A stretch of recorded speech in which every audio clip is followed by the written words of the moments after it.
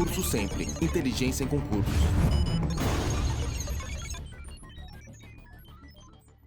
Vamos para frente, então. As habitações eram construídas com materiais encontráveis ao redor da vila, como madeira, barro, taquara e pedra. Então, se você olhar mais ou menos o que hoje você encontra no interior da Bahia, na região nordestina, que ela é claramente uma área parecida com a área que nós tínhamos aí no Brasil inteiro por ser de origem portuguesa, era isso, madeira, barro, taquara e pedra. Bem, estamos tranquilos até aqui? Aqui surge uma novidade que nós vamos estudar bastante aí na próxima aula. 1731, é uma data importante.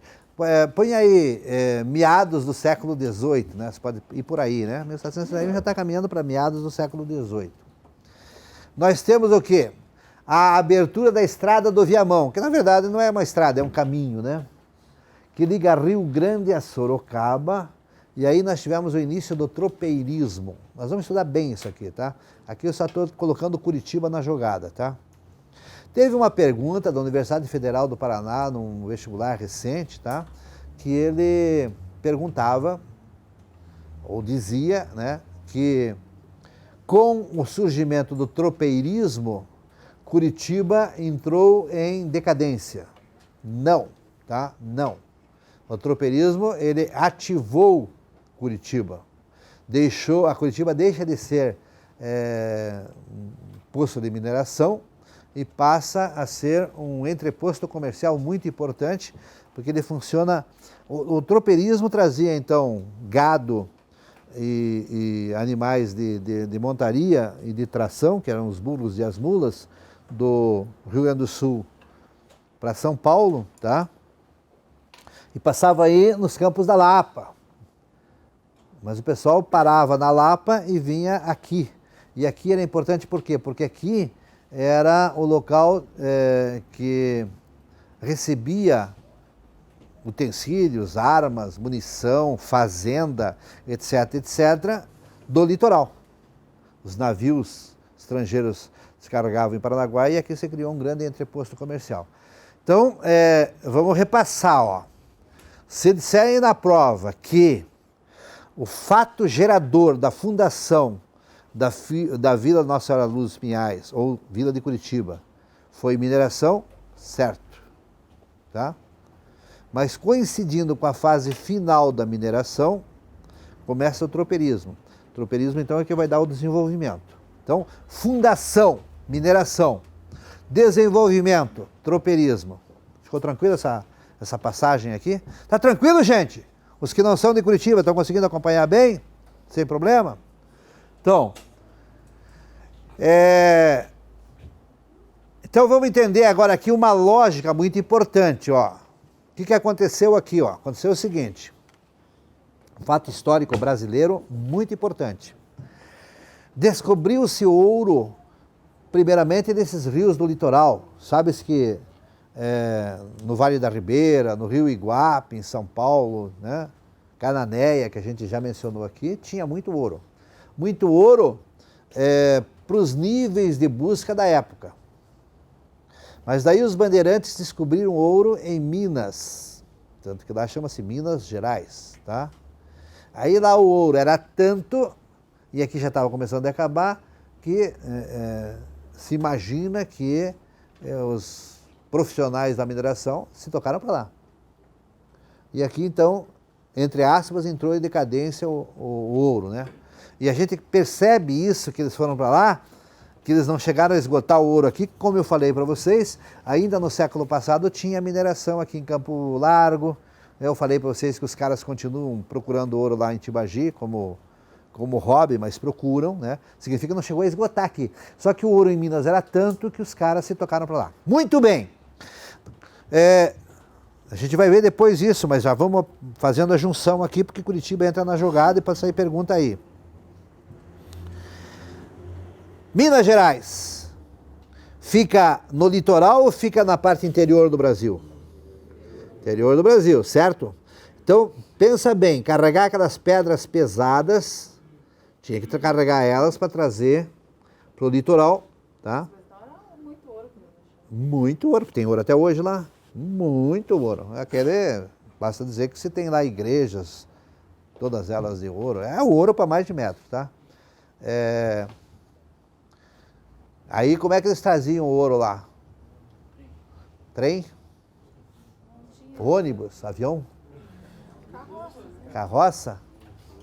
Nem carroça tinha. Era no lombo de burros e mulas, tá certo? Então o que acontece? Tinha uma demanda muito grande para burros e mulas, tá? E também muita gente lá, então precisava de muita carne. Aonde tinha isso? No Rio Grande do Sul.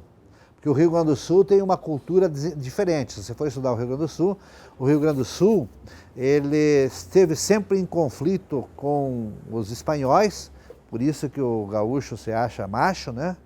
Que a bandeira deles, inclusive, tem a cor vermelha, né? Uma das poucas bandeiras do Brasil que tem a cor vermelha, que a vermelha representa o sangue de todos os gaúchos que morreram lá defendendo o Brasil. Então, o que acontece? Lá muito campo e muita batalha, etc., eles se especializaram em criação de animais. Eles são, desde que se fundou o Rio Grande do Sul, se colocou primeiramente soldados lá, a criação de gado, né, para carne para os soldados, né, ovelhas e principalmente cavalos e burros de carga, né, foi muito grande. E aí quando se criou a necessidade de muitos animais em Minas, o pessoal começou a depuxar lá. E o Paraná se beneficiou disso porque aqui foi o caminho. Bem, o caminho, como eu falei para vocês, esse caminho do Viamão, ele passava em Rio Negro, né, a travessia do Rio Negro era ali, tá? E passava na Lapa, e daí na Lapa eles faziam o que eles chamavam de invernada, que era o quê? Não era só na Lapa, Ponta Grossa, Castro, tinham as invernadas, que era o quê?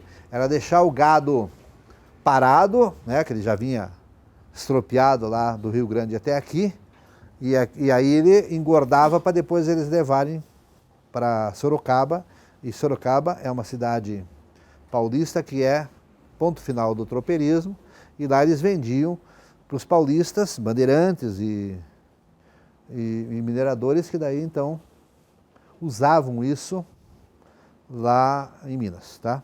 Então ficou um negócio muito grande aí e funcionou. Isso começa então em 1731, tá vendo? Muito importante guardar essa data. Não é 1731, né, que é um número muito fixo. É que em 1731 tem um registro do início desse processo, tá? Mas pense assim, ó, meados do século XVIII, tá? Então você tem uma mudança de ciclo econômico no Paraná.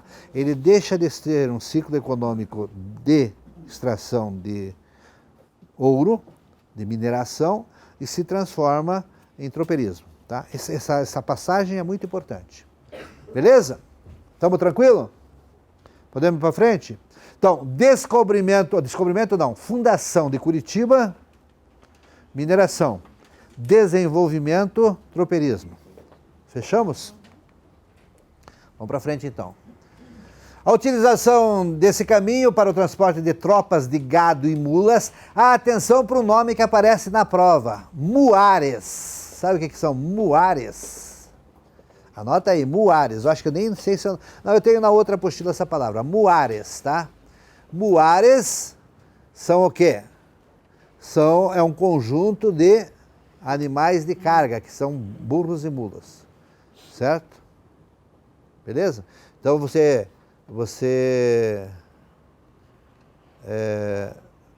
tem na prova esse termo muares, que é de sacanagem, né? Porque afinal de contas os caras estão lá para complicar, não para facilitar a vida de vocês, né?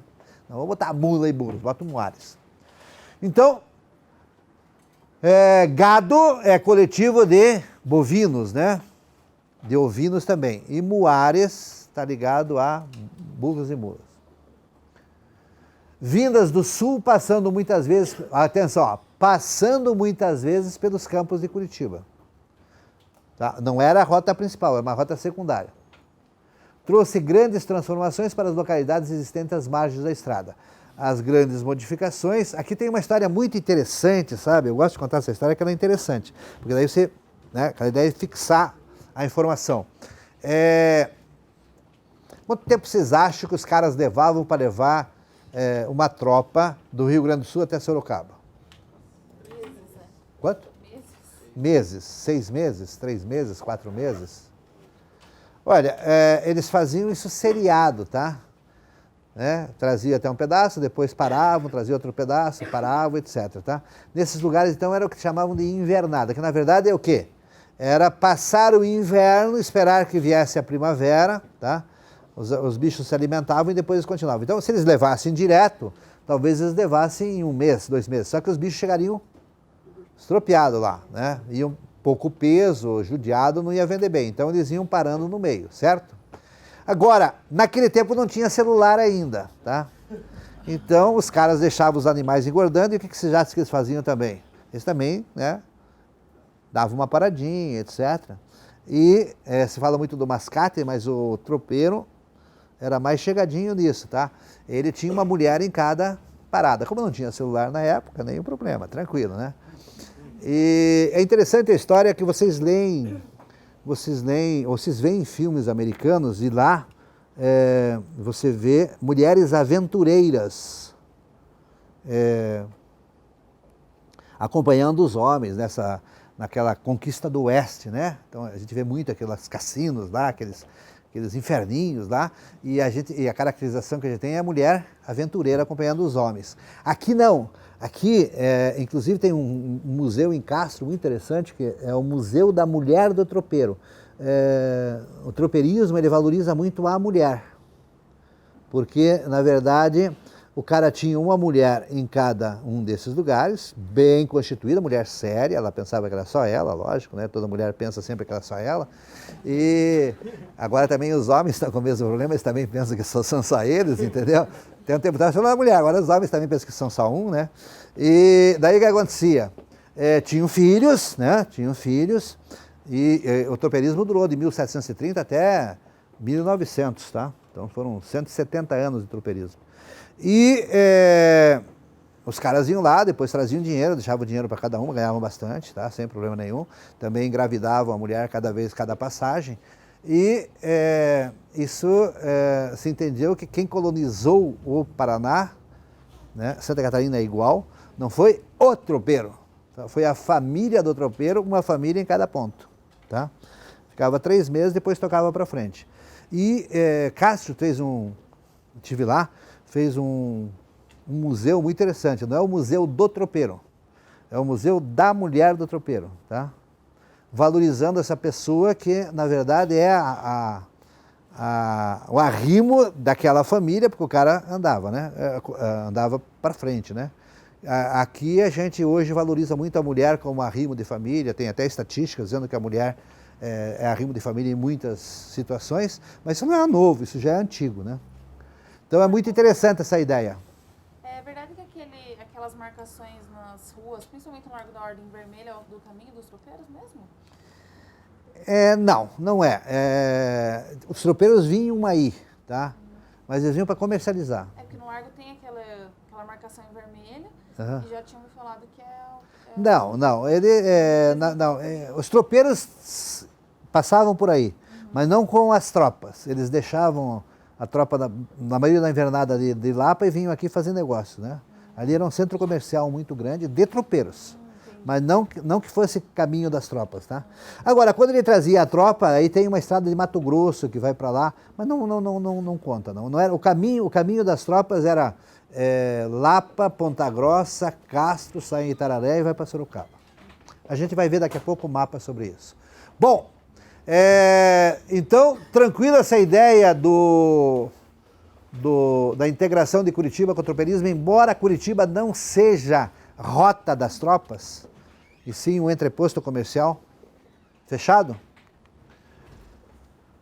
Então está aqui, esse termo muito aparece, né? Os tropeiros faziam invernadas a meio caminho, acampamentos que só eram desmontados depois da estação fria, por isso invernada, tá? e aproveitavam o inverno para fazer negócios e acabaram transformando Curitiba em importante entreposto comercial. Esta informação tem que anotar bem. Então não era caminho das tropas, era entreposto. Por quê? Porque Curitiba era mais próximo do litoral, que podia importar, né, bens os mais diversos. A minha família é de tropeiro, por isso que eu falo essa história para vocês. O meu sobrenome, Kister, se vocês forem pesquisar, fica bem no caminho das tropas, tá? Meus trisavós eram tropeiros, eu cheguei a conhecer eles. Como eu sou velho, né, tenho a grandade do professor velho, ele viu a história, né? Quando eu tinha 5 anos, eu morava em Santa Catarina, aqui perto de União da Vitória, e veio uma tropa lá visitar meu avô, eram os primos, os caras assim mal encarados, cara de bandido, tá? Mas era boa gente. Então eu vi isso aí. E a minha família de tropeiros era muito interessante, eles faziam uma ligação de Lages com o litoral de Santa Catarina. Em Florianópolis, e daí o que acontecia? Veja que interessante como o mundo é. Isso é 120 anos atrás, menos até, 80 anos atrás. Veja que interessante como era um mundo completamente diferente. Eles levavam fumo produzido ali na região de Lages para o litoral e trazia sal do litoral para a região de Lages. Então veja, fumo e sal, tá? E era uma tropa, eram tropeiros. Isso aí deu 3, 4 gerações. E era um bem de vida com isso. Você veja como era um mundo completamente diferente, né? Muito bem de vida, cheio da grana os caras. Então, aqui eu entendi facilmente esse entreposto comercial por causa dessa minha história de família, né? Entendo que os caras faziam exatamente esse movimento. Por exemplo, o sal, provavelmente era uma coisa que eles traziam do litoral e aqui esse pessoal comprava em grande quantidade para dar para os animais que comem sal e para usar aí nas famílias que eles tinham por aí afora, beleza? Então veja que não é, se pensa assim, não, os caras devem comprar armas e também compravam, né? Mas tem produtos que hoje não se dá valor nenhum, como fumo e sal, e que eram importantes naquela realidade social. Muitas outras características se devem ao ciclo tropeiro, que durou mais de 2 séculos, tá? Então veja que não é uma coisa assim curta, 2 séculos, pensa aí em 8, 10 gerações, tá? A erva mate na forma de chimarrão quente é um produto que aqui é bem consumido, né? E que é do sul que veio para cá por eles. Por quê? Porque, como vocês sabem, aqui, daqui para lá, Mato Grosso, Paraguai, é tererê, não é mate. E qual a diferença? O tererê é gelado, frio, e o mate é quente. Então aqui na nossa região é mate quente. Isso veio de lá.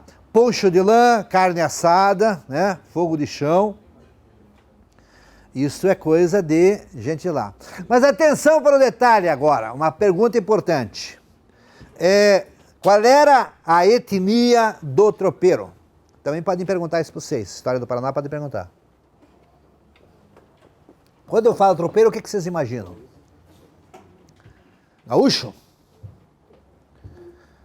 Índio? Paulista, gente, paulista, tá? Então atenção para o detalhe. Não era gaúcho. Não é aquele gaúcho de bota espora que você vê lá embaixo agora, tá? Ele era, depois eu vou mostrar a imagem para vocês, ele era paulista, porque gaúcho é grosso, como eu falei, gaúcho era soldado, o negócio dele era espada, né? Não era de... Até hoje eles são meio ariscos, né? Paulista que era tropeiro. Então, o movimento era paulistas vindo lá embaixo comprar animal e levar para cima, tá? Não é gaúcho, tem mercado lá, vamos oferecer nossos bichos para lá. Não, eles vinham comprar, tá? Bem, mas trouxeram os hábitos, né? Ok? Em meados do século XVIII, portanto, anota aí, no início do tropeirismo, Curitiba possuía 2.500 habitantes e 348 casas, e aqui fica claro a evolução, ó, de 2.500 foi para 3.100 em 1780, tá vendo? em 20 e poucos anos, cresceu muito a população. E o que demonstra a riqueza da época, já tinha 848 escravos aqui. Isso tudo bem registradinho, tá? Aí já é informações que vêm provavelmente de batismos, coisas desse tipo. Porque vem daqui, ó, do livro Tombo da Matriz, tá? Livro Tombo é onde é uma espécie de um... Naquele tempo não existia cartório, né? Existia batistério, né? O registro do batismo das pessoas. Como a Igreja Católica prevalecia na época, é possível contar a população pelos que se batizam. Deve ter um pouco mais, que tem alguns que não se batizam, porque tinha alguns judeus no meio, etc. Tá?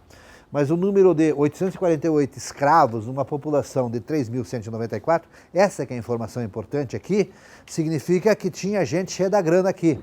Porque para ter escravo tinha que ter dinheiro, porque escravo custava caro. Beleza? Todas essas perguntas podem cair, tá? Não os números, você não precisa saber 800 e... quanto que é? 840, 800... Não cai pergunta desse tipo.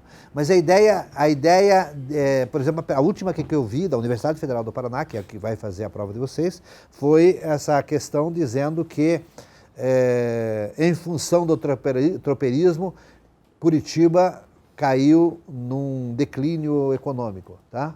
Está muito claro que não, certo? Curitiba se beneficia do controle econômico. Diga. Você falou ali da erva mate. A erva mate é significativa no estado do Paraná, na economia dela? Posteriormente. Ela surgiu aqui no século XIX? Não, ela surge aqui, mas principalmente o que surge, e depois a gente vai ver mais para frente, que é o próximo ciclo, o ciclo da erva mate, surge pela qualidade da erva mate da região. Tá? A árvore erva mate da região é muito boa e daí passou a se exportar a erva mate, mas isso já é uma fase posterior. Aqui surge o hábito do chimarrão, tá certo? Porque se consumia a erva mate aqui, mas pelos índios, e os índios é tererê, que é Guarani, você viu que é a nossa etnia, e que é o Guarani que está lá no Paraguai até hoje. Tranquilo? Quando se junta a história, você começa a entender tudo, né? Vamos para frente? No início do século XIX, então atenção, nós já estamos agora em 1801, 1802, 1803, Curitiba ainda era acanhada. E aqui vem o que você perguntou agora. Embora a economia do gado e da erva mate, que começava a ser exportada para o mercado do Rio da Prata, certo? Trouxesse um novo aspecto à vila. Então, se trouxe o hábito e daí se deve aos tropeiros a levada dessa erva mate de boa qualidade que era produzida nesse eixo que começa aqui em Curitiba e vai a São Mateus, Lapa, União da Vitória, General Carneiro, Palmas, toda essa região aqui é ervateira. Entra inclusive um pouquinho em Santa Catarina, de erva mate ali na região de Abelardo Luz. Vocês viram que eu conheço todas essas bocas aí, né? Passa a se tornar então um produto exportável, mas é uma fase posterior ao tempo do tropeirismo. Fechado? Bom, aqui ó, ficou claro então nós temos aqui uma terceira fase, a gente vai estudar bastante ela ainda. Temos uma terceira fase que é o ciclo da erva mate. Então nós temos 3 ciclos já. Ciclo da mineração, ciclo do tropeirismo e depois começa o ciclo da erva mate. Fechado? Bem, uma informação importantíssima, cai muito em prova. Presta bem atenção nesse pedacinho aqui, ó. Em 1812, essa data pode aparecer, 1812, a cidade passou a condição de sede da recém-criada comarca Paranaguá-Curitiba. Então, daí, nesse início do século XIX, Curitiba começa a ficar maior que Paranaguá. Ainda está junto com Paranaguá aqui, tá vendo? E atenção para uma coisa que a gente vai bater bastante aí depois do intervalo, que é o seguinte, aqui ainda não era Paraná. Aqui ainda não era Paraná, tá? Nós éramos ligados a São Paulo. Vocês vão ver daqui a pouco, nós éramos a 5ª comarca de São Paulo, tá? Lembrando que o Paraná, então, era basicamente Curitiba, Paranaguá lá embaixo e aqui o caminho dos tropeiros, tá? Eu conversei há uns 30 anos atrás com um senhor que é uns 30 anos mais velho do que eu, já morreu, tá? Que ele disse que quando ele era jovem, então aí por 1930 mais ou menos, se conhecia a região de Guarapuava para frente como sertão.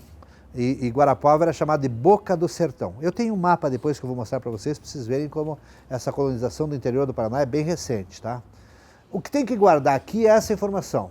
Em 1812, cria-se uma comarca. O que é uma comarca, gente? É a presença do Poder Judiciário, né?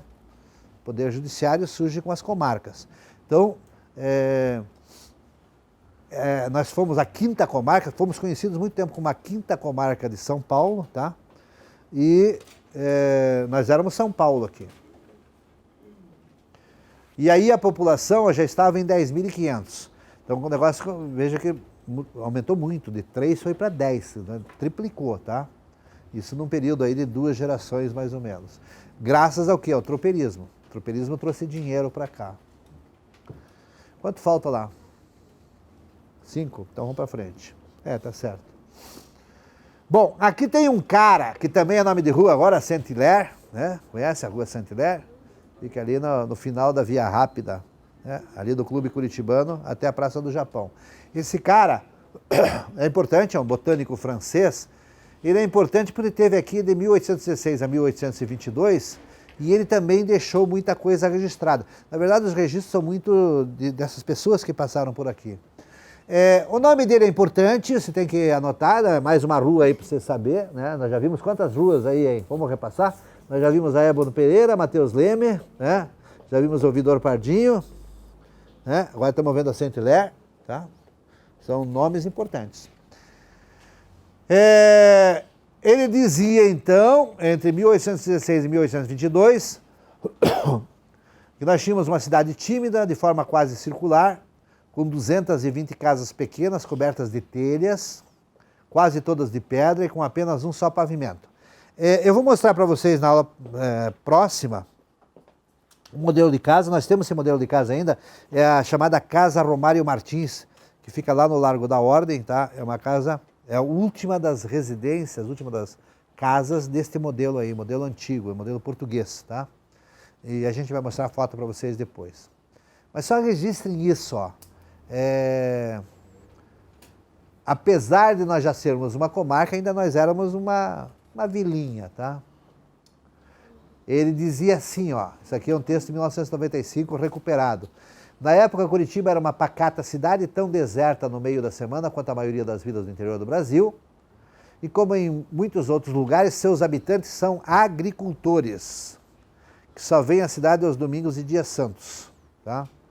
Basicamente para ir à igreja. Beleza? Então, nós éramos ainda bem pequenos. As ruas, no entanto, eram largas e bastante irregulares, algumas pavimentadas, outras calçadas apenas diante das casas. E já aí fica bem claro que a principal praça pública era Tiradentes, tá? Ainda coberta por um relvado, quer dizer, ainda um gramadão, né?